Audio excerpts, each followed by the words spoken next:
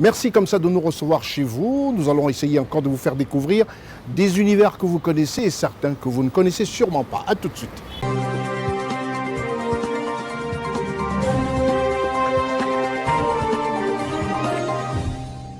Alors nous allons comme ça direction Bingerville. Nous allons vous faire découvrir un tout petit peu cette ancienne historique d'ailleurs, cette historique bourgade de marché qui a servi, qui a été d'ailleurs la capitale de l'époque coloniale, lorsque la Côte d'Ivoire n'était qu'une colonie française entre 1900 et 1934. Alors Bingerville doit d'ailleurs son nom à lui Gustave Binger, qui était un des grands gouverneurs de l'époque coloniale de cette ville. On va vous la faire aussi découvrir, cette ville qui a cédé après sa place à Abidjan, et Abidjan qui a cédé aussi la capitale à Yamoussoukro. Donc nous allons vers Bingerville, on fera découvrir comme ça, et puis c'est un peu l'objectif de ce magazine d'information politique continentale.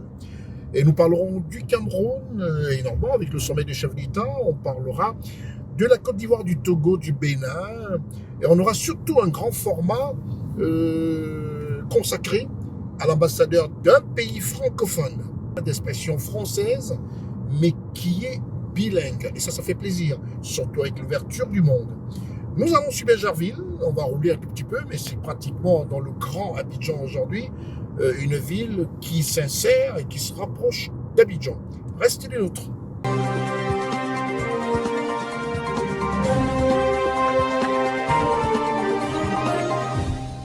Mais il n'est jamais trop tard. Allez, intégral. Faut toujours garder espoir. Alors c'est pas compliqué. Prends la vie du bon côté. Ton nom va devenir. Ton aussi va payer. Ton nom va devenir. Oh. Ils vont te respecter. Ton nom va devenir. Maman Annick tout et la semaine. Patron Yaya Meïté. Ah la la la la.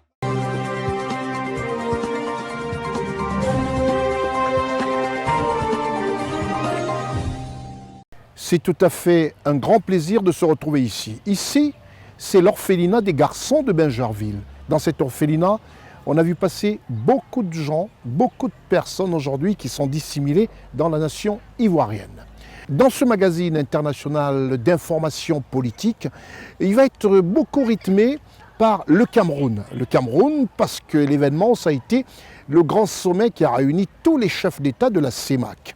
Tous les 6 présidents, les 6 chefs d'État se sont donné rendez-vous au Cameroun à l'invitation du président Paul Biya, le président de la République du Cameroun. Tout de suite, un élément sur l'arrivée du président tchadien, son Excellence Mohamed Idriss Déby Itno, accueilli à l'aéroport international de Simalène, au Cameroun, à Yaoundé, par son Excellence le Premier ministre de la République du Cameroun. La ville aux 7 collines, Yaoundé, la capitale de la République du Cameroun, s'est mise aux couleurs de la communauté économique et monétaire de l'Afrique centrale. À l'aéroport international de Simalène, il y a une ambiance des grands jours et pour cause la tenue de la 15e session extraordinaire de la conférence des chefs d'État de la CEMAC. Le Tchad, membre fondateur de la communauté économique et monétaire de l'Afrique centrale, dont le traité constructif a été signé à N'Djamena le 16 mars 1994, ne peut être absent de cette grande messe des chefs d'État dont la dernière en présentiel remonte à 2019. C'est dans ce décor que le Falcon transporta à son bord le président de transition, président de la République, chef de l'État tchadien, le général Mahamat Idriss Déby Itno, a atterri. Le chef de l'État a été accueilli à l'aéroport international Yaoundé-Simalène par le Premier ministre camerounais, M. Joseph Dione Gouté, l'ambassadeur du Tchad au Cameroun, M. Dida Moussa Othman, et plusieurs autres personnalités camerounaises et tchadiennes. La cérémonie d'accueil a été solennelle et empreinte de cordialité.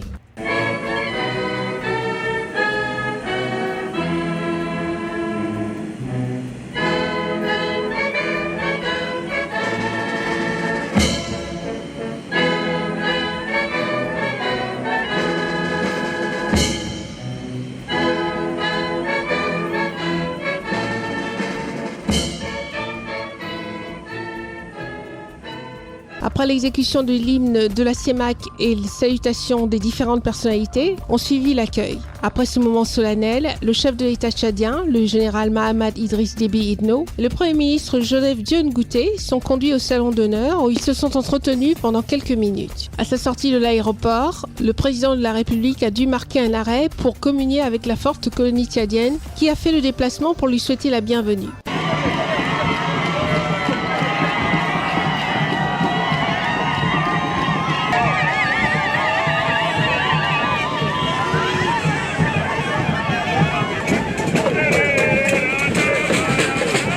Le long parcours jusqu'à la résidence du chef de l'État tchadien, le cortège présidentiel a été ovationné par une foule multicolore qui s'est mobilisée sur le trajet. La CEMAC, c'est une communauté de destin pour les 6 pays membres. Et la présence du chef de l'État tchadien, le général Mahamat Idriss Déby Itno, à ce sommet qui s'ouvre ce 17 mars 2023 est la preuve de l'importance qu'il accorde à la solidarité et à la coopération entre les pays d'Afrique centrale pour surmonter les défis économiques et sécuritaires auxquels la région est confrontée. Le président de la République est accompagné dans ce déplacement d'une délégation de haut niveau, comprenant notamment des ministres, des conseillers et ses proches collaborateurs.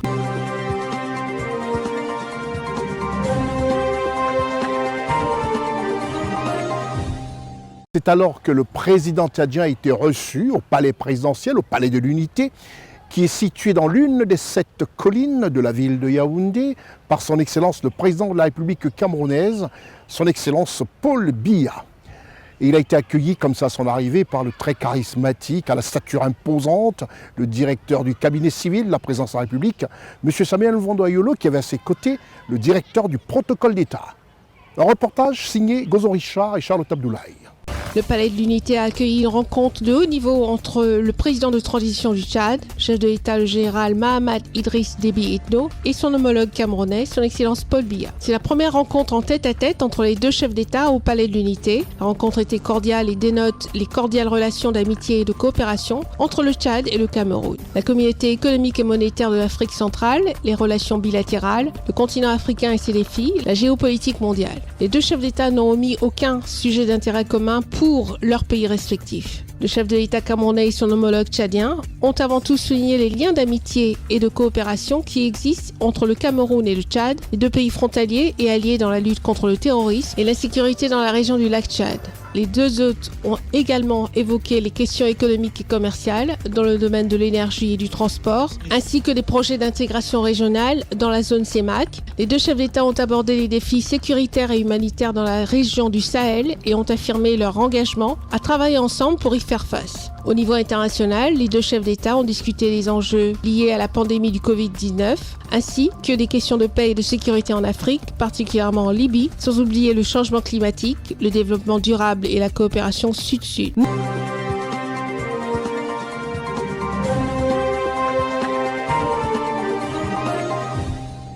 L'ouverture de ce 15e sommet qui a réuni tous les chefs d'État de la CEMAC, à savoir la présence bien sûr du président de la République du Congo, Congo-Brazzaville bien sûr, celui de la RCA, celui du Tchad, du Gabon et bien sûr celui du Cameroun en présence de celui de la Guinée équatoriale. Les 6 chefs d'État étaient réunis pour la circonstance où ils ont parlé des réformes du programme, des réformes structurelles et surtout de certaines décorations. Reportage Charlotte Abdoulaye et Gozon Richard. Yaoundé, capitale politique de la République du Cameroun, a accueilli les 6 chefs d'État de la CEMAC pour un projet commun, à savoir la solidarité et l'intégration régionale au sein de la CEMAC. Notons que la 15e session ordinaire de la conférence des chefs d'État de l'institution sous-régionale entre dans sa phase inaugurale dans un contexte marqué par la crise ukrainienne ainsi que l'impact économique des contraintes liées à la Covid-19. L'ensemble des chefs d'État des pays membres de la communauté économique et monétaire de l'Afrique centrale ont répondu présents à l'invitation du président de la République du Cameroun, son Excellence Paul Biya, président en exercice de la CEMAC. Ils se sont réunis à Yaoundé pour évaluer la situation et apprécier l'efficacité du programme de réforme économique financier de l'organisation sous-régionale. Le sommet de la solidarité et de l'intégration régionale nous offre l'occasion non seulement de commémorer les étapes franchies, mais surtout de célébrer la pertinence, l'acuité, la justesse du projet d'intégration qu'a fait forger pour nous les pères fondateurs de la CEMAC. Après 5 années à la tête de la commission de la CEMAC, le professeur Daniel Ona-Ondo a été élevé au rang de grand commandeur de l'ordre du mérite communautaire en compagnie de plusieurs autres personnes qui se sont illustrées par leur dévouement au service de la communauté. Secoué de convulsions, fracturé par les inégalités, démuni face aux menaces nouvelles, soucieux du futur décroissant qu'il pourrait bien léguer aux générations à venir, dans ce monde surpris par le déclenchement de la guerre entre la Russie et l'Ukraine, dans ce monde en proie à une crise économique persistante, les États membres de la CEMAC ont réussi à fédérer leurs visions, leurs efforts, leurs stratégies, leurs actions, leurs programmes pour bâtir ensemble un ensemble homogène afin de relever les défis des chocs multiformes et maintenir allumée la flamme de la solidarité et de l'intégration régionale. Dans un monde en pleine mutation, la concertation du Palais de l'Unité intègre la dynamique de réforme structurelle de la CEMAC ainsi que la volonté commune à promouvoir le développement économique et social des États membres sur le chemin de l'intégration régionale. Le sommet de Yaoundé est une étape capitale. Il s'inscrit dans la poursuite de l'effort commun de cohésion pour bâtir une communauté encore plus homogène et plus forte, mais aussi plus résiliente face aux nombreux défis de développement.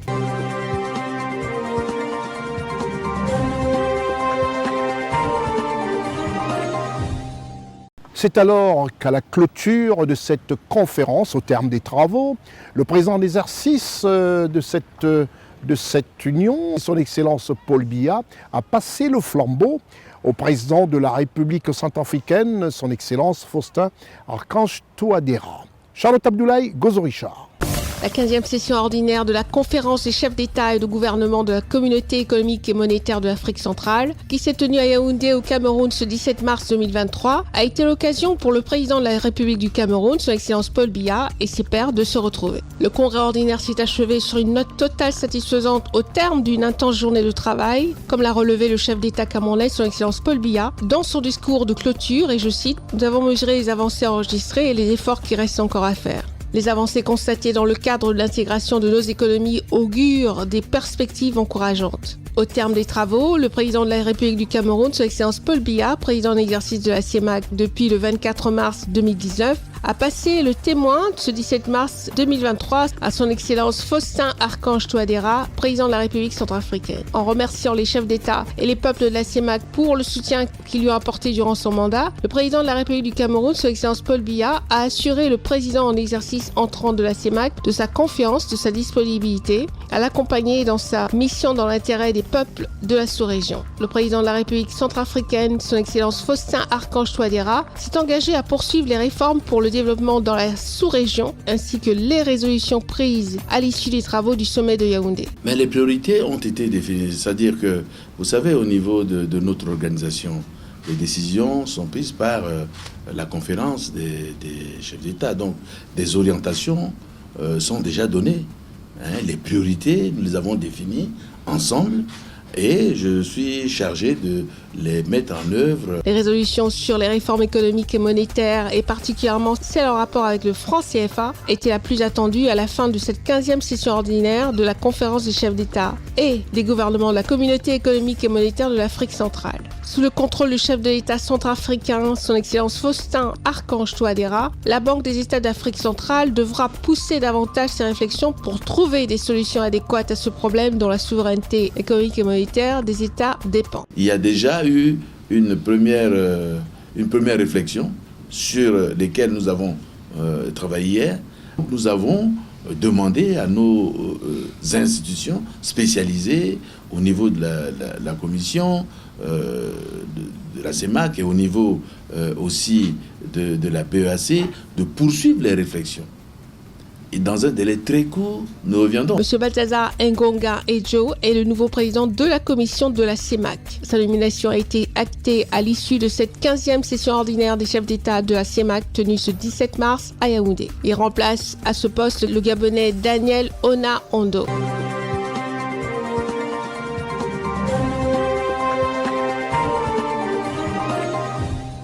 Nous quittons le Cameroun et nous revenons en Côte d'Ivoire. Ici même d'ailleurs, comme je vous le disais tantôt, nous sommes dans ce très bel espace à l'orphelinat des garçons de Bingerville. Bingerville que peut-être certains connaissent, certains Ivoiriens et certains peut-être pas.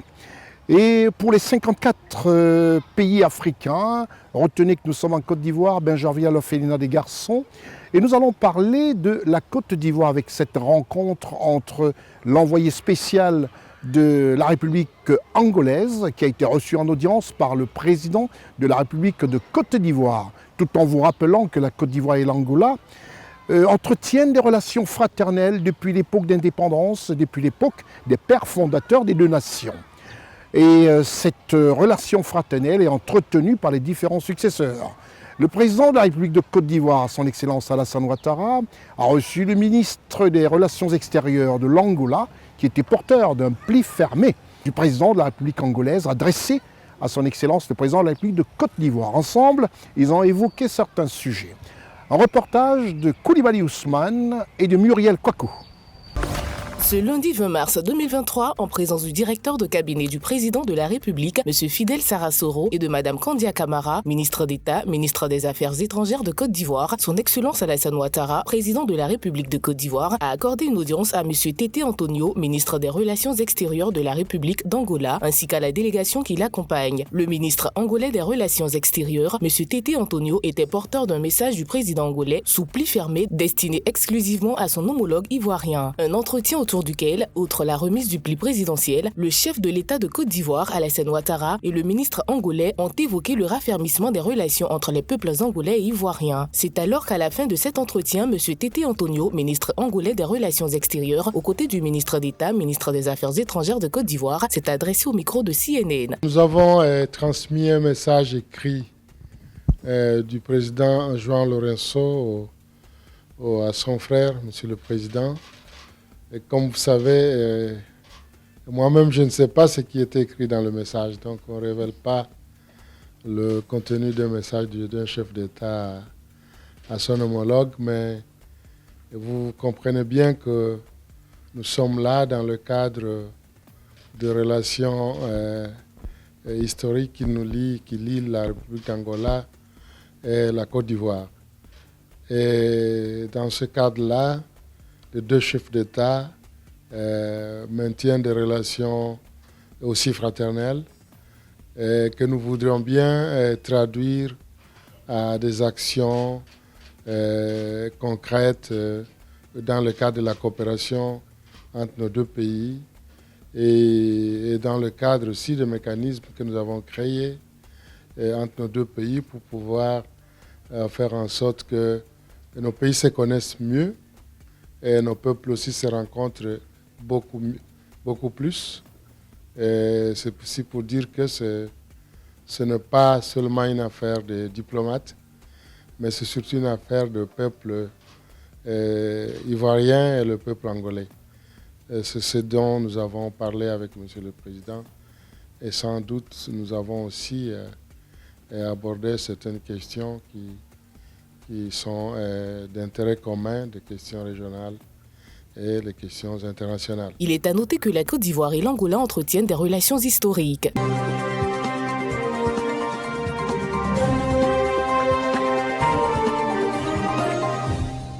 Nous quittons la Côte d'Ivoire pour le Togo. En République togolaise, son Excellence, le président de la République togolaise, a reçu son homologue nigérian, son Excellence Mohamed Bazoum, pour une visite d'amitié et de travail.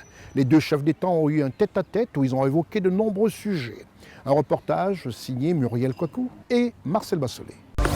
Le président de la République du Togo, son Excellence Faure Esozimna Gnassingbé, a accueilli son homologue nigérien, son Excellence Mohamed Bazoum, qui effectue une visite d'amitié et de travail au Togo. Après la cérémonie d'accueil, les deux dirigeants ont eu un tête-à-tête qui par la suite a été élargi aux délégations ministérielles. Plusieurs sujets ont fait l'objet de ces échanges, notamment les échanges économiques et commerciaux entre le Togo et le Niger, ainsi que la situation sécuritaire dans la sous-région et la question d'ordre continental. Le Togo est un partenaire stratégique du Niger pour lequel il assure la desserte portuaire pour un volume croissant d'importation et d'exportation. Le tonnage total transitant par le port autonome de Lomé, destination du Niger, est connu. Au cours des dernières années, une hausse en valeur et en pourcentage. Le président de la République Faure Esozimna Gnassingbé et son homologue nigérien, Mohamed Bazoum, en visite officielle au Togo, ont procédé ce lundi 20 mars 2023 au lancement de la deuxième phase de Lomé Container Terminal au port autonome de Lomé. Ces nouvelles installations viennent renforcer les équipements mis en place pour faire de Lomé un hub logistique de premier ordre régional, conformément à la vision du chef de l'État. Financés à hauteur de 400 millions d'euros, soit 260 milliards de francs CFA, ces nouveaux investissements ont pour but d'augmenter la capacité annuelle de traitement de marchandises de la Lomé Container Terminal, évaluée à 2,2 millions équivalent 20 pieds, en précision d'une croissance de trafic de 2,5 millions de conteneurs manutentionnés, équivalent 20 pieds à terme. Les présidents togolais sénégalais, son excellence Faure Esozimna Gnassingbé, et son homologue nigérian, son excellence Mohamed Bazoum, ont pu découvrir les nouvelles installations à travers une visite guidée, après une présentation des atouts, opportunités, performances et programmes de modernisation des services des ports autonomes de Lomé, en particulier ceux du Lomé Container Terminal. L'extension de la LCT permettra de répondre aux besoins futurs de croissance des volumes attendus et de garantir les meilleures qualités des services fournis, de productivité opérationnelle globale et de fluidité des opérations de livraison-réception des marchandises. À l'occasion de la visite du chef de l'État nigérien, son excellence Mohamed Bazoum au Togo, les outils de la coopération bilatérale devraient connaître une redynamisation destinée à optimiser les résultats.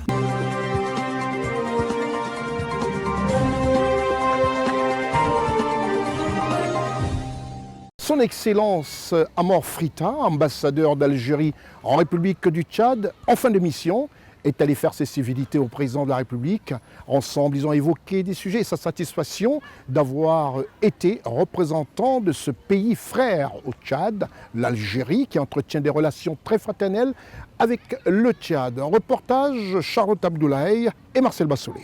Le président de transition, chef de l'État, le général Mahamat Idriss Déby Itno, a accordé une audience à l'ambassadeur de la République démocratique et populaire d'Algérie, son excellence Amor Frita. Le diplomate algérien arrivé en fin de mission est venu faire ses adieux au président de transition, chef de l'État, le général Mahamat Idriss Déby Itno. Cet ultime entretien a permis de passer en revue les principaux axes de la coopération entre Alger et N'Djamena. Membre de plusieurs institutions continentales, sous-régionales et internationales, les deux pays partagent une vision commune sur un bon nombre de questions touchant l'Afrique et le monde. Cette convergence de vues a amené le président de transition, chef de l'État, le général Mahamat Idriss Déby Itno, et son hôte à revisiter la coopération tchado-algérienne qui repose sur des bases solides. Dynamisme de la coopération tchado-algérienne, le président Mahamat Idriss Déby Itno le doit au diplomate algérien, son excellence Amor Frita, qui selon lui a œuvré en collaboration avec le gouvernement au raffermissement des relations. Il a fait savoir sa haute appréciation des actions menées par son excellence Amor Frita au service de cette coopération.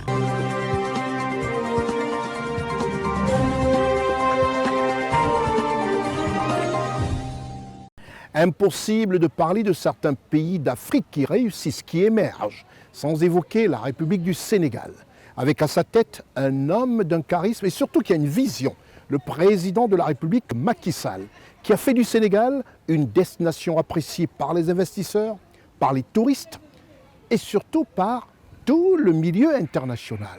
Que dire quand nous les Africains, nous avons nos leaders comme ça qui peuvent porter haut nos pays, nos différents pays et en faire des destinations enviées par l'international. Nos équipes de CNN Côte d'Ivoire ont décidé de tendre leur micro à la diaspora sénégalaise pour savoir ce qu'ils pensent de leur président, le président de la République sénégalaise, son Excellence Macky Sall. Un homme de vision, un homme qui projette l'avenir. Quand on sait aujourd'hui qu'en Afrique, les débats tournent autour des mandats présidentiels, on se pose la question d'André, pourquoi en Afrique ne ferons-nous pas notre démocratie à notre manière? Pourquoi sommes-nous toujours obligés de parler de mandats alors qu'on a des chefs d'État qui travaillent et qui travaillent bien? Reportage de CNN Côte d'Ivoire auprès de la diaspora sénégalaise basée à Abidjan. Le président Macky Sall est un président, on va dire, de la nouvelle génération. Il appartient à cette nouvelle génération de présidents nés après les indépendances et donc confronté à beaucoup de choses et qui a vécu un certain nombre d'enjeux, on va dire, assez importants. Il est venu à la présidence avec beaucoup de légitimité. 65% de l'électorat, ce n'est pas rien, c'est extrêmement important et je pense que cela a créé les conditions d'une gouvernance favorable. Il a eu beaucoup de réalisations parce que les défis étaient énormes. Nous n'oublions pas qu'à son arrivée, il y avait, le Sénégal avait par exemple maille à partie avec l'électricité qui n'était pas suffisant. Le Sénégal avait de nombreuses difficultés et il a su nous sortir de ces difficultés-là, il faut le reconnaître. Il a su maintenir le cap laissé par le président Abdoulaye Wade dans la réalisation des infrastructures routières et de beaucoup d'autres infrastructures sportives et pas mal d'autres. Et je pense que c'est à son actif cela mérite vraiment que les Sénégalais l'applaudissent et même que la sous-région l'applaudisse. Il a eu la chance, durant son mandat, de présider l'Union africaine. Et avec ce poste de président de l'Union africaine, il a su porter des sujets, la voix de l'Afrique assez loin. Il a su faire montre d'un leadership extrêmement important. Et je pense que là aussi, le bilan est, pour ma part, de mon point de vue en tout cas, très positif. Il faut le reconnaître. Président Macky Sall, ni ma ko gisee président bu baax la président bu bëgg Sénégal président bu yërëm sénégalais la président bi nga xamante ne lu mu def fii si Sénégal mënuma ne kenn defagu ko fi waaye mën nañ ne guleen président bu nga xamante ne judd après l'indépendance def liggéey bu mel ni Sénégal réaliser Sénégal def Sénégal comme Paris kon vraiment un chef d'état comme ça bëgg nañ ko ba si kanam mu nekkat suñu ba si kanam vraiment. muy def li ñuy wax naan làmb daj la parce que partout mu ngi fay liggéey ci côté infrastructure yi ci côté bourse familiale yi ci maladie universelle yi ci pont yi nga xam ne nii ak autopont yi nga xam ne nii mu def ko suñu kër kilifa diine yi commencé ko Touba Tivaouane Ndiassane Layène Léona Niassène ak partout ci Sénégal fépp fu këru diine nekk rek dugal na fa loxoom. Tout récemment mu inauguré li nga xam ne nii moo nekk mosquée Gounass mu doon inauguration boo xam ne nii chantier bi yàggoon na trop kon kooku noonu yaakaar naa ni c'est quelqu'un bu bàyyi xel bu baax a baax ci li nga xam ne nii mooy wàllu diine. Nous qui sommes dans la diaspora, plus précisément en Côte d'Ivoire, nous disons la jeunesse, soyez conscients, faites attention à des actes qui ne sont pas bons pour la nation. Faites attention sur la violence que vous faites. Faites attention sur les propos que vous faites, surtout dans nos lieux religieux comme nos guides religieux. Ce qu'on a trouvé des années qui n'a jamais été bafoué, je pense que c'est pas pour vouloir atteindre son but et de faire des trucs qui sont pas cohérents. Nous étant des jeunes engagés et des petites entrepreneurs qui se débrouillent, qui connaissent ce que c'est la violence, nous on ne peut faire que conseiller. Son Excellence le président Macky Sall aujourd'hui, moi je pense très bien, si tous les chefs d'État qu'il a précédés avaient fait le quart de ce qu'il a fait sur son pouvoir récent, je pense que le Sénégal, on n'allait pas parler au niveau de cette Sénégal-là. Aujourd'hui, son Excellence le président Macky Sall, il travaille. Et il a des projets ambitieux à toute la communauté sénégalaise, vivant au Sénégal, vivant dans la diaspora, d'apaiser les cœurs, d'éviter de manipuler certaines personnes pour les pousser à faire du tort à des gens qui sont dans leur lieu de travail, à des gens qui sont paisibles, qui ne veulent que la paix.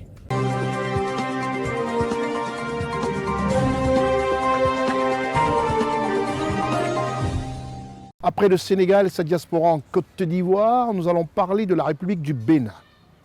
L'accréditation du Bénin au statut A de l'Alliance mondiale des institutions nationales des droits de l'homme. Un reportage de Charlotte Abdoulaye et Gozo Richard. Une délégation de la Commission béninoise des droits de l'homme a été reçue au Palais de la Marina ce mardi 21 mars 2023 par le président Patrice Talon. Elle est venue présenter au chef de l'État béninois, son Excellence Patrice Talon, l'accréditation du Bénin au statut A de l'Alliance mondiale des institutions nationales des droits de l'homme, reçue le 15 mars 2023 à Genève par le Système international de protection des droits de l'homme. À cette occasion, le locataire du Palais de la Marina a félicité les membres de la Commission béninoise des droits de l'homme. Cette accréditation est attendue depuis 20 ans par le Bénin.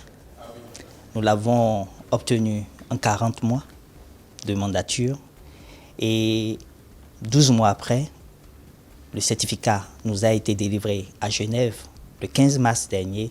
Le chef de l'État a estimé qu'il faut honorer l'institution en recevant ses membres et en leur disant de vive voix toutes ces félicitations, ces encouragements pour relever des défis encore plus grands. Parce qu'en réalité, le statut A est un indicateur de développement. C'est l'indicateur 16A.1 des ODD, l'ODD 16, qui met à notre charge plus de responsabilités, beaucoup de discernement dans notre travail, mais aussi et surtout l'amour de la patrie. Le Bénin avant tout, le Bénin doit rayonner à l'international. Le Bénin a désormais son mot à dire partout où les questions des droits de l'homme sont posées en ce qui concerne notre État. Vous savez que le Bénin siège au Conseil des droits de l'homme. Désormais, la Commission béninoise des droits de l'homme a la parole devant ce Conseil, prend la parole après le gouvernement devant ce Conseil, participe dans toutes les réunions des organes des traités, fait des rapports et bien entendu, la Commission béninoise des droits de l'homme est consultée sur toutes les questions relatives aux droits de l'homme, que ce soit au niveau régional, sous-régional ou même national. Nous sommes venus échanger avec le chef de l'État sur comment nous pouvons en tant que statut A contribuer effectivement à la promotion et à la protection des droits de l'homme au Bénin, ce qui constitue l'essentiel de notre mandat. Et cette institution installée depuis 4 ans a fait son travail en toute indépendance, sans aucune ingérence de l'État, pour le contrôler, mais également pour le conseiller. Contrôler dans la mise en œuvre de ses obligations internationales et le conseiller sur toutes les questions relatives aux droits de l'homme. Ça passe par la publication de nos rapports annuels sur l'état des droits de l'homme, qui sont présentés devant le Parlement, suivis de débats, parfois houleux, parfois on se comprend, parfois on ne se comprend pas, mais c'est là toute la dynamique d'une institution nationale des droits de l'homme, et c'est ça que le système international des droits de l'homme, les Nations Unies, ont voulu reconnaître à travers l'institution nationale des droits de l'homme. C'est au mérite de l'État béninois qui a accompagné la Commission, puisque nous bénéficions du budget de l'État en tant qu'institution de la République. Fier de cette reconnaissance, le président de la République béninoise, son Excellence Patrice Talon, a exprimé aux membres de la Commission ses félicitations, ses encouragements pour relever encore des défis beaucoup plus grands.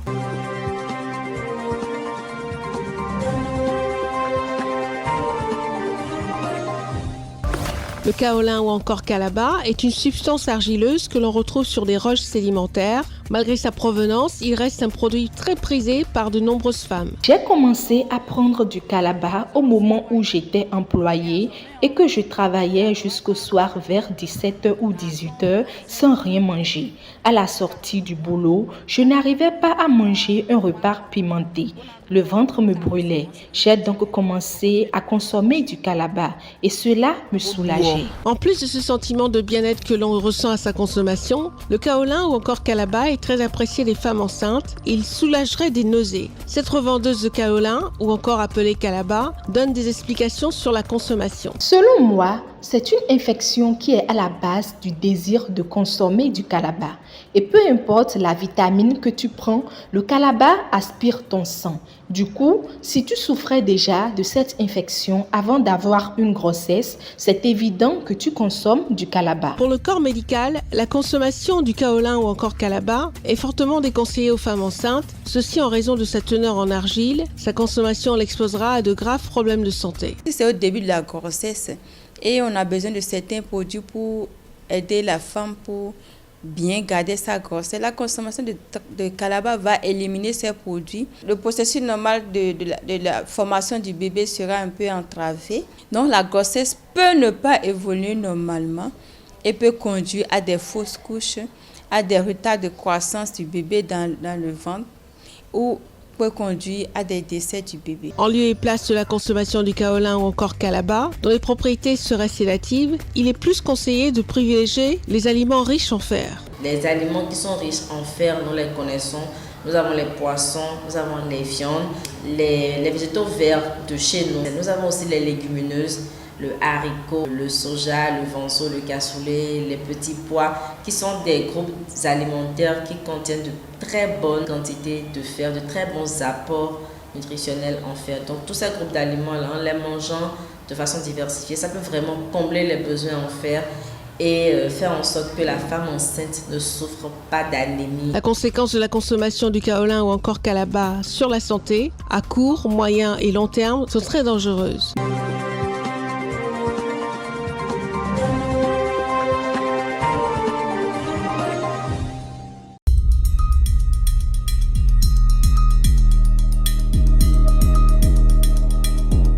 Il était impossible de venir à Bingerville sans visiter l'hôpital mère-enfant de Bingerville. Un hôpital qui porte le nom d'une dame, la dame au grand cœur, la dame au cœur d'ange, l'épouse du président de la République de Côte d'Ivoire, Madame Dominique Ouattara, qui a décidé de faire du bonheur des enfants son plaisir, du bonheur des femmes son plaisir. Et l'épouse du président de la République de Côte d'Ivoire, Madame Dominique Ouattara, a doté cette ville et ce pays, la Côte d'Ivoire, d'un hôpital fantastique qui n'a rien à envier aux hôpitaux occidentaux. Et dans cet hôpital, on retrouve tout. C'est un réel plaisir pour nous de parler de la Côte d'Ivoire devant la façade de cet hôpital mère-enfant de Bingerville. Le président de la République de Côte d'Ivoire, son Excellence Alassane Ouattara, a reçu dans son palais, au palais présidentiel, le ministre de l'Intérieur italien, M. Matteo Piantedosi. Un reportage qui porte l'estampille de Coulibaly Ousmana et Muriel Kouakou.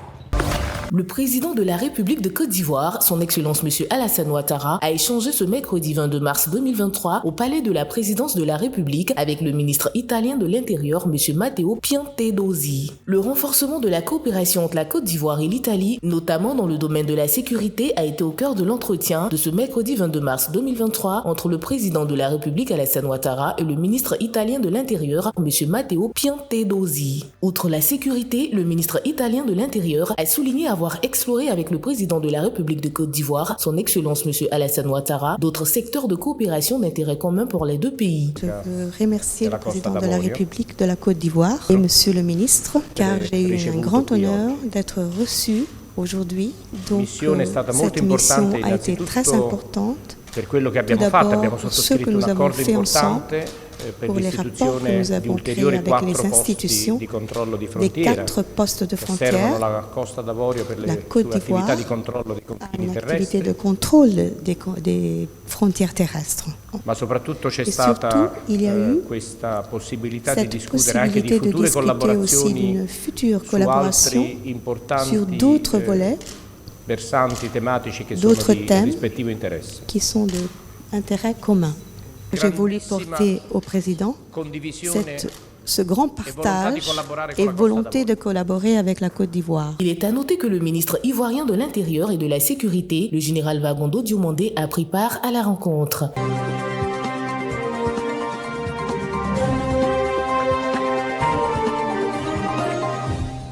En Côte d'Ivoire, où le Conseil des ministres avait été annoncé pour le 29 mars dernier, s'est plutôt tenu le 22 mars au palais présidentiel de la République de Côte d'Ivoire.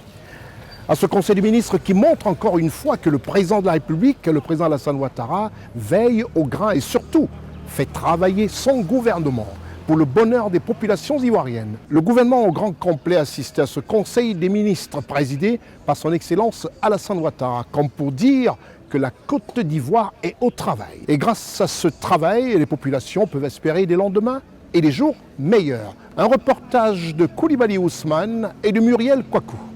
Le mercredi 22 mars 2023, un conseil des ministres s'est tenu de 11h à 14h au palais de la présidence de la République à Abidjan au Plateau, sous la présidence de son Excellence M. Alassane Ouattara, président de la République de Côte d'Ivoire, chef de l'État. 2023, l'année de la jeunesse en Côte d'Ivoire, comme l'a décrété le président de la République de Côte d'Ivoire, son Excellence M. Alassane Ouattara, dans son adresse à la nation à la veille du Nouvel An. Au titre du ministère de la promotion de la jeunesse, de l'insertion professionnelle et du service civique, en liaison avec le ministère du Plan et du Développement, le ministère de l'Économie et des Finances et du portefeuille de l'État et le ministère de l'Enseignement technique et de la formation professionnelle et de l'apprentissage, le Conseil a adopté une communication relative au programme jeunesse du gouvernement PJGouv 2023-2025. Ce PJGouv a été élaboré sur la base du Plan national de développement 2021-2025, de la feuille de route 2023 du gouvernement et des conclusions des consultations nationales de la jeunesse. Consultations nationales de la jeunesse qui ont permis donc de rencontrer plus de 300 associations de jeunesse. Ce programme d'envergure fixe les lignes directrices de l'action du gouvernement pour les jeunes Ivoiriens sur la période 2023-2025 et vise à amplifier les politiques publiques en faveur des jeunes en vue de leur assurer une bonne insertion professionnelle et de leur garantir de meilleures conditions de vie. Il est articulé autour de 3 principaux axes, à savoir l'accélération de la formation, de l'insertion professionnelle et de la promotion de l'entrepreneuriat jeune, le renforcement de l'engagement citoyen et de l'éthique sociale de la jeunesse, et enfin, l'amélioration des conditions d'épanouissement et de bien-être des jeunes. Le programme sera piloté par le Premier ministre avec la participation de l'ensemble des acteurs nationaux issus des secteurs publics et privés, de la société civile ainsi que des partenaires au développement. La mise en œuvre du PJGouv sur la période 2023-2025 est estimée à 1118 milliards de francs CFA répartis sur les différents axes du programme, dont la réalisation des travaux de réhabilitation et de construction d'infrastructures destinés à la formation et à l'insertion professionnelle de 1 500 000 jeunes sur la période. Pour l'année 2023, année 2023 consacrée, selon la volonté du chef de l'État, à la jeunesse, ce seront plus de 360 milliards de francs CFA qui seront investis pour l'insertion de plus de 600 000 jeunes. Au titre du ministère de la Santé, de l'Hygiène publique et de la couverture maladie universelle, en liaison avec le ministère de l'Emploi et de la Protection sociale, le Conseil adopte un décret fixant les spécialités médicales, les actes de médecine, de biologie et les classes thérapeutiques des produits pharmaceutiques garantis par la couverture maladie universelle, CMU. Ainsi, a été intégré à la liste des affections des spécialités telles que la cardiologie, la diabétologie, l'anesthésie et la réanimation. De même, la liste des classes thérapeutiques des produits pharmaceutiques garantis par la CMU a été actualisée en lien avec les pathologies des spécialités ajoutées. En outre, les actes garantis par la CMU ont également évolué en nombre et étendu à ceux pratiqués par les infirmiers et les sages-femmes. Au titre du ministère de l'Emploi et de la Protection sociale, en liaison avec le ministère de la Fonction publique, le Conseil adopte une communication relative au recrutement dérogatoire des personnes en situation de handicap à la fonction publique, session 2022. À l'issue des travaux de la commission de recrutement dérogatoire, composée des représentants de l'administration publique et des représentants des organisations de personnes handicapées, les 200 postes budgétaires de grade D1 à A4 prévus pour la session 2022 ont tous été pourvus.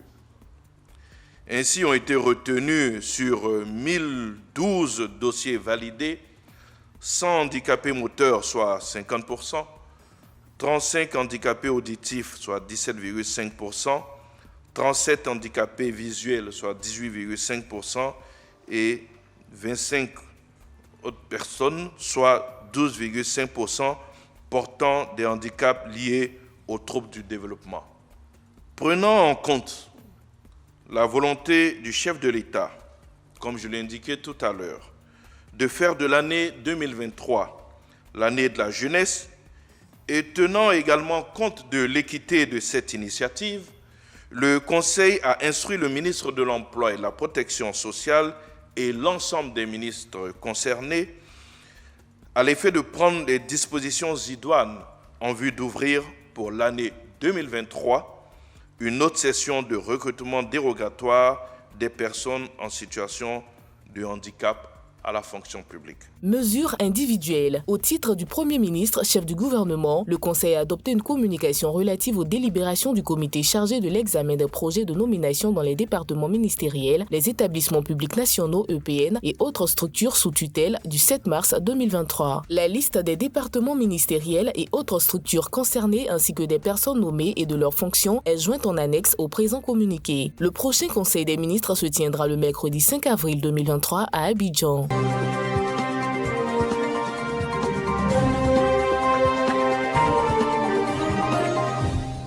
Avant de vous présenter le grand format de ce magazine d'information politique continentale, il était important pour moi de faire un petit rappel, un tout petit peu historique sur la CAN, parce que la Côte d'Ivoire va abriter la prochaine CAN. Retour sur la CAN précédente où les Ivoiriens et les Camerounais, alors là, ont envahi la toile par de l'humour interposé. Mais surtout le bel humour dont la Côte d'Ivoire peut être fière et s'enorgueillir, qu'on appelle traditionnellement en Côte d'Ivoire l'attachement. Les Ivoiriens sont numéro 1. Alors cet attachement n'a certainement pas plu à des Camerounais et à travers des réseaux sociaux, on a vécu à un petit punching ball, mais qui, enfin, les Camerounais et les Ivoiriens ont démontré que leur alliance est plus forte que ce qu'on peut croire. Et nous avons décidé de vous introduire ce petit extrait pour montrer la fraternité qui existe, fraternité africaine, entre la Côte d'Ivoire et le Cameroun, à travers une très très belle chanson qui a été imagée par toute l'équipe de CNN Télévision. C'est l'heure du grand format.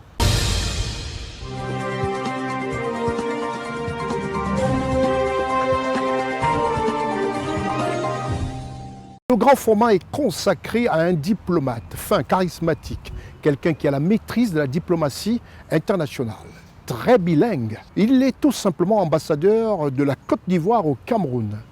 Il parle de la Côte d'Ivoire, il parle du président de la République, il parle de la première dame de Côte d'Ivoire.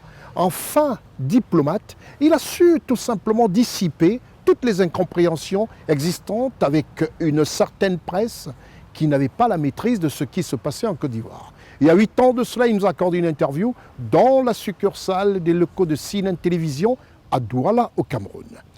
Son Excellence, M. Narcisse Aounou, dans un extrait qu'il nous a accordé il y a 8 ans de cela, parle de la Côte d'Ivoire et de ce que c'est que les relations entre la Côte d'Ivoire et le Cameroun. Mais avant, un préambule qui n'est autre qu'imager une belle chanson en zouglou pour ouvrir ce grand format accordé à M. Narcisse Aounou, ambassadeur de Côte d'Ivoire au Cameroun. Une vingtaine de minutes pour le grand format de ce magazine international d'information politique. Monsieur, madame font des palabres, Lolo Beauté, mais ils finissent toujours par faire la paix. Président Yaka Yaka, Yaka a toujours mordu la langue. C'est vrai, ça fait mal, mais ils sont toujours ensemble. Loli la fracasseuse, Ivoirien, oh yeah. Camerounais, oh yeah. C'est affaire de ballon, faut pas fâcher, nous s'amuser. L'aspect, elle connaît pas, à Samuel Eto, sa chérie Cocolao, c'est famille ivoirienne. J'ai dit, elle connaît pas, demande à Ténor, son joli bébé là-haut, c'est Enisino. Fleur de Lune, Côte d'Ivoire, Cameroun, c'est la même famille. C'est monsieur, madame, on est kodo pour l'avion. Aya Robert, le football est un facteur de rassemblement. Oh, ça ne doit pas nous diviser, oh, ça doit nous rassembler. Oh. Maman Kandia Kamara, c'est amusement, faut pas prendre ça au sérieux. C'est attachement, faut pas considérer. Luc Becker, qui aime bien, châtie bien, oh.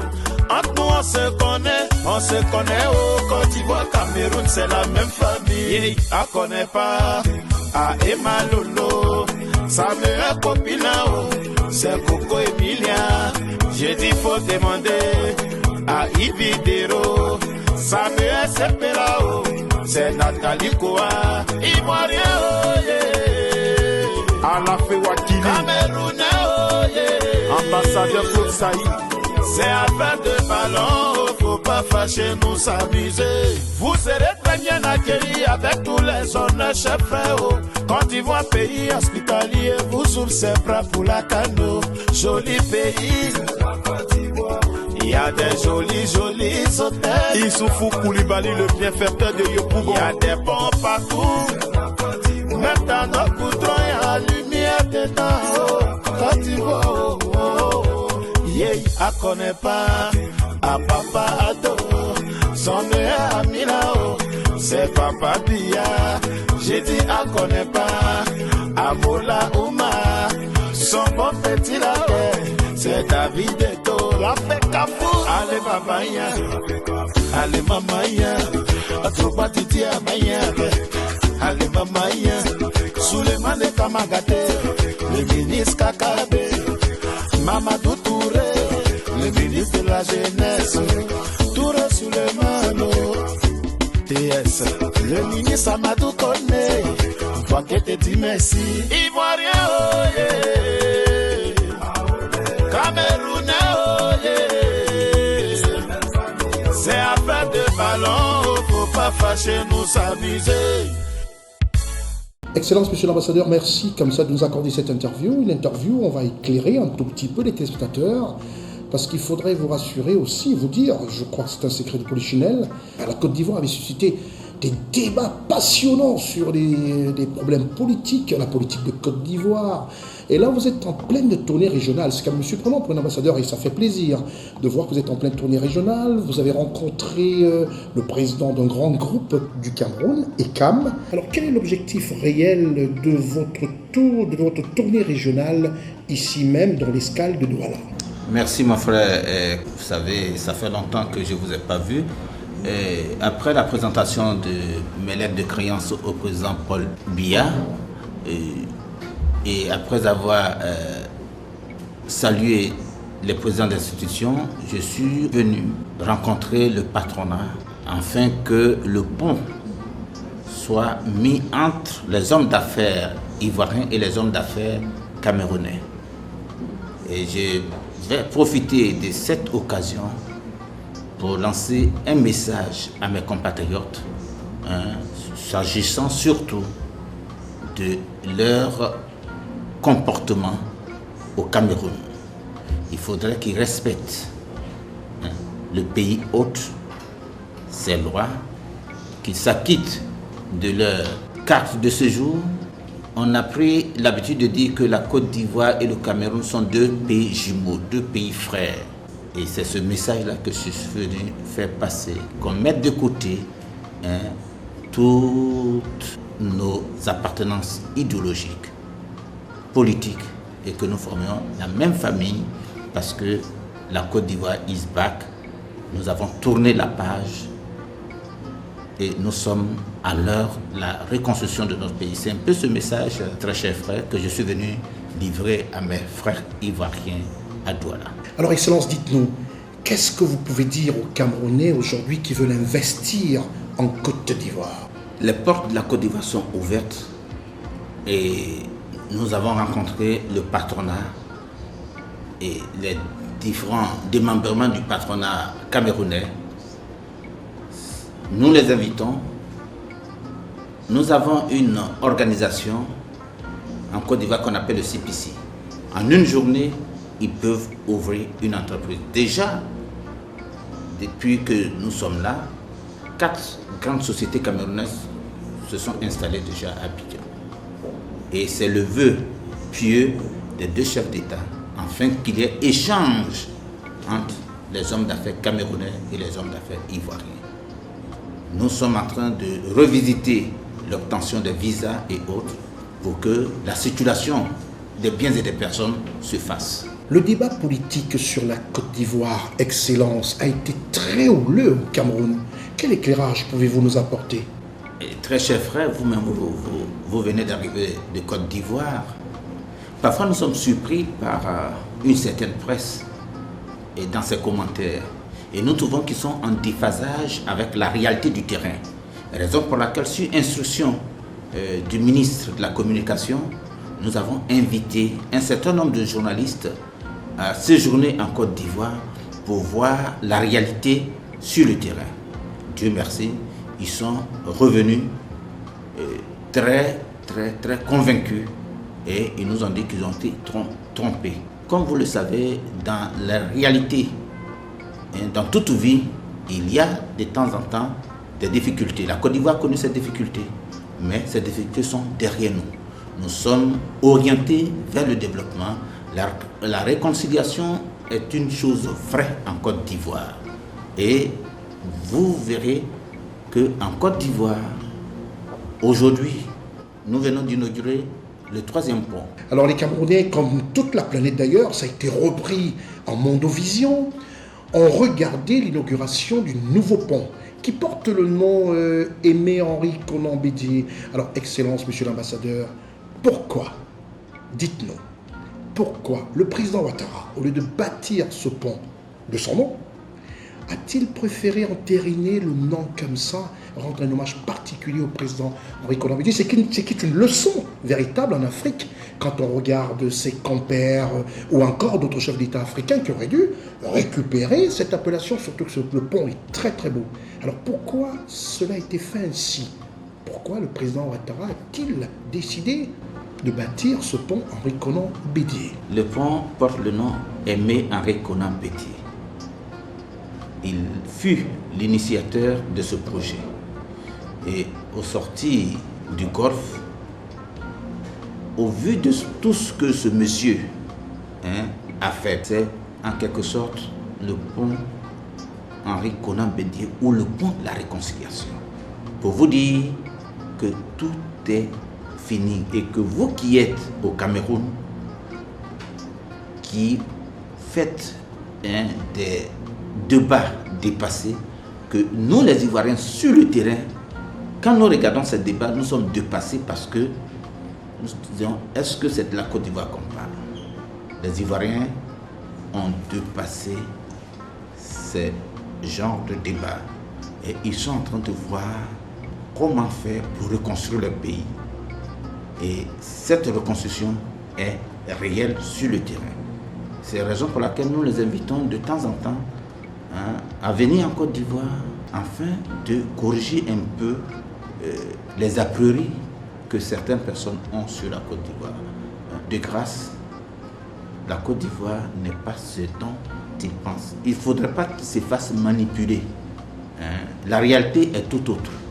Alors il y a quelque temps seulement que vous êtes ambassadeur au Cameroun, ambassadeur de Côte d'Ivoire au Cameroun, mais vous avez été à l'époque proche collaborateur du président Ouattara, c'est-à-dire vous avez été dans les plus proches cercles, le plus proche cercle. Si mes souvenirs sont exacts, je crois que vous avez été directeur de protocole. Alors Excellence, dites-nous, que pouvez-vous réellement nous dire du président Ouattara? Dites-nous, qui c'est l'homme Ouattara, surtout pour les téléspectateurs qui nous regardent. Vous savez, ce grand économiste africain qui a servi et qui a partagé son expérience au sein du FMI, ce monsieur qui était courtisé par tous les chefs d'État lorsqu'il était vice-président du FMI. Voici ce monsieur, après avoir reçu tous les honneurs, aurait pu dire, bon écoute, moi ça suffit. Mais vu l'état dans lequel se trouve son pays, il s'est donné en sacrifice. Il est parti. Et aujourd'hui, après quelques difficultés dues à la crise électorale, aujourd'hui, tout le monde est unanime à reconnaître que la Côte d'Ivoire est de retour et que Alassane est la deuxième chance après Houphouët-Boigny. Son père, le père fondateur de la Côte d'Ivoire et son père spirituel. C'est pour vous dire quoi? C'est pour vous dire que quand les Ivoiriens sont unis, nous faisons de grands bons. Aujourd'hui, je puis vous l'attester, le taux de croissance pointe vers les 2 chiffres. Il y a une presse qui me disait, non mais ça, ce sont des taux que nous avançons de par nous-mêmes, que ce sont des taux fabriqués. Non, nous ne fabriquons rien. C'est le FMI, la Banque mondiale qui suivent l'économie de la Côte d'Ivoire au vu de ce qui se passe sur le terrain, qui ont 17 taux. À moins qu'eux-mêmes refutent tout ce que la Banque mondiale et le FMI et la BAD disent. Non. Au-delà des taux, tout le monde, sauf les aveugles qui peuvent ne pas voir, tout le monde est d'accord que le changement est réel. Et progressivement, les Ivoiriens sont en train de voir qu'effectivement c'est réel. Partout. Vous savez, je le dis parce que j'ai eu cette chance d'être un des plus proches collaborateurs du président de la République en ma qualité, en son temps, de directeur général du protocole d'État. J'ai suivi l'homme à travers le pays. Ce monsieur qui devait se plaindre pour toutes les injustices subies, au contraire, c'est ce monsieur-là qui demande pardon. Pardon. Tournons la page et regardons devant pour le développement de notre pays. Ouais, ce sont des messages forts qui ne cessent de donner à sa jeunesse. Quand on parle d'un pays, On parle toujours de la jeunesse, le fer de lance de la nation.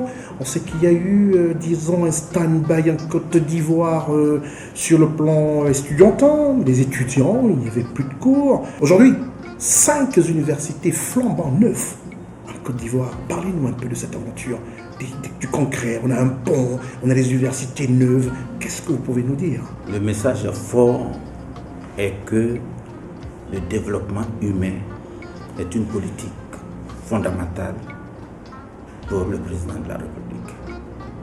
Et lorsqu'il est venu, vu l'état dans lequel se trouvaient nos universités, le président a décidé, dans un premier temps, de mettre un accent particulier sur la reconstruction de ces universités. En le faisant, il envoyait un message fort à sa jeunesse. Parce que l'essentiel n'est pas chaque fois d'être avec les jeunes et de ne pas améliorer leurs conditions de travail. Ce fut beaucoup de milliards, mais pour sa jeunesse, il n'a pas lésiné sur les moyens. Aujourd'hui, comme vous le connaissez, l'université de Cocody, comme me le disait un ministre camerounais, lorsqu'il a visité, il était très étonné. C'est une nouvelle université avec tout ce que cela comporte. Pour vous autres qui avez fait l'Europe ou bien les États-Unis, vous ne pouvez qu'être fiers. Nous l'avons inaugurée. Mais cela n'est pas fini. Il y a l'université d'Abobo à Djamé, flambant neuf, aussi des milliards. Il y a l'université qui, nous avons bien voulu qu'il porte son nom, que cette université porte son nom. C'est l'université Alassane Ouattara de Bouaké. Il y a celle de Daloa, il y a celle de Korogo. Tout ceci sont des chefs-d'œuvre. Mais on ne s'est pas arrêté là. On a continué avec les cités universitaires. Aujourd'hui, les étudiants se demandent si ce n'est pas un rêve. Non, c'est la réalité. Parce qu'on a assez fatigué les étudiants en les impliquant dans le jeu politique. À tel enseigne que les étudiants ne se consacrent plus à leurs études. Le jeu politique est ouvert, mais de grâce qu'ils finissent les études dans de très bonnes conditions, et pour qu'ils puissent finir les études, nous devons leur donner des conditions idéales de travail. C'est un peu ce que le président Alassane a fait, c'est ce message fort qu'il a envoyé à sa jeunesse. Et aujourd'hui, vous voyez que partout où il passe, regardez hier l'inauguration du pont, tout ce que vous avez vu là, c'était des étudiants. Une autre façon pour eux de lui témoigner leur reconnaissance. J'étais encore directeur général du protocole d'État, donc c'est moi qui ai organisé la cérémonie d'inauguration de l'université. Pour des questions de sécurité, je n'ai même pas voulu faire venir les étudiants. On les a mis loin. Vous savez, le président aime sa jeunesse. Il a dit non, faites-les venir. Mais tous les étudiants, unanimement, étaient là sous la pluie pour témoigner leur reconnaissance. Ça faut dire quoi? La jeunesse est juge. Et lorsque vous faites de bonnes choses, ils savent juger. Aujourd'hui, c'est toute cette jeunesse qui court derrière le président. Nous sommes fiers parce qu'il a consacré sa vie pour que la Côte d'Ivoire, après cette crise, soit rapidement rétablie. Et aujourd'hui, tout le monde parle de la Côte d'Ivoire parce que c'est la deuxième chance. Et ensemble, vous voyez actuellement, après l'inauguration, le président Bédié a cité ce pont réalisé, M. Conté, vous savez, en 2 ans. Parce que le président lui-même, matin, midi, soir, était là. Et aussitôt ce pont terminé, nous sommes sur le 4e pont. C'est là. Parce que nous sommes maintenant dans un autre domaine. Quand vous êtes à un poste de responsabilité, vous devez nous montrer les résultats. Et c'est ce que les Américains appellent le RBB, Result Based Budgeting. Et comme on dit ça en français, l'obligation de résultat, actuellement, c'est avec, dans l'administration, dans le privé, partout, vous êtes tenu de montrer ce que vous faites, pourquoi vous le faites, et s'il y a eu des difficultés, comment faire pour que prochainement, vous puissiez surmonter ces difficultés. Donc c'est l'appel que je lance à nos frères camerounais. On dit le plus souvent et communément chez nous, quand la case de ton voisin brûle, il faut l'aider à éteindre cette case-là. Mais vous ne devez pas mettre de l'huile sur le feu. Aujourd'hui, en tout cas, en Côte d'Ivoire, ce dont ils pensent, ils sont encore en retard. Alors, Excellence, je n'aurais jamais bouclé cette émission sans vous poser une question sur Madame Dominique Ouattara, qui est cette dame qui m'a permis de réaliser un des plus gros événements qui aura marqué comme ça pendant presque 10 ans l'Afrique, c'est-à-dire une récompense des victoires de la musique, enfin domaine culturel, les Africa Music Awards en Côte d'Ivoire. À l'époque, son époux, l'actuel président de la République, était Premier ministre. Madame Dominique Ouattara est très impliquée dans le développement actuel de la Côte d'Ivoire, sur le plan, je dirais, social et tout. Pouvez-vous nous dire pourquoi? Parlez-nous un peu de Madame Dominique Ouattara et de son implication réelle dans la politique de la Côte d'Ivoire que dirige de main de maître son époux, le président Alassane Ouattara. Madame la Première Dame, Madame Dominique Ouattara, affectueusement appelée la femme au grand cœur, pour tout ce qui concerne l'Ivoirien, surtout la petite enfance. Madame Ouattara est là. Aujourd'hui, elle est en train de bâtir un grand hôpital à Benjerville, l'hôpital mère-enfant. Vous voyez, la traite des enfants, j'appelle ça la traite des enfants, dans les plantations. Madame Ouattara est là pour conscientiser les uns et les autres. Comment nous devons faire? Elle demande que les jeunes filles aillent à l'école. Pour les femmes, dans les plantations, comment aider les femmes dans leur quotidien. Aujourd'hui, hier, vous avez vu à la télévision qu'elle a distribué des semences pour aider les femmes. Elle a, en quelque sorte, elle met à la disposition des femmes rurales des crédits sans intérêt pour qu'elles puissent avoir accès au crédit et partout elle est. C'est-à-dire, ce genre de financement ne se trouve pas seulement à Abidjan.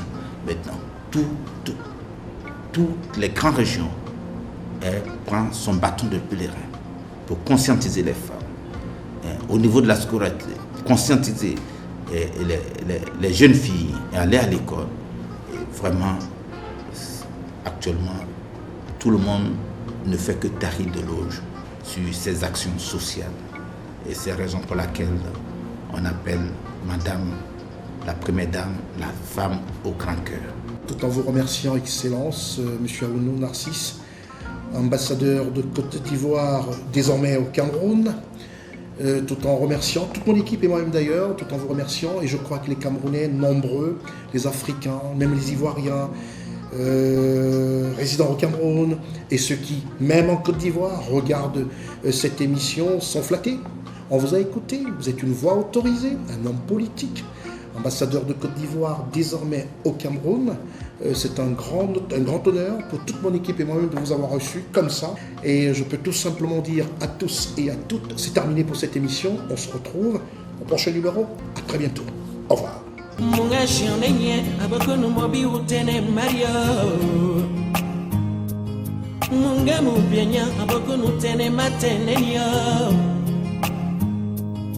Munga mubyanya abagonu nene matenenyo Mitosi manipule demeyo Besi wa mi deme Amisi jo begita yelena yo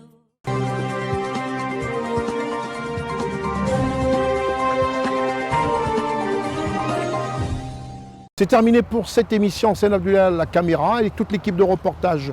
Ousmane Koulibaly, Muriel Kouakou, Marcel Bassolé, Raman Kohl, Eric Biquet, Charlotte Abdoulaye, Gozon Richard, pour vous apporter du bonheur de manière hebdomadaire. Tout en vous remerciant d'avoir été des nôtres, je suis Consti Eka. Au revoir.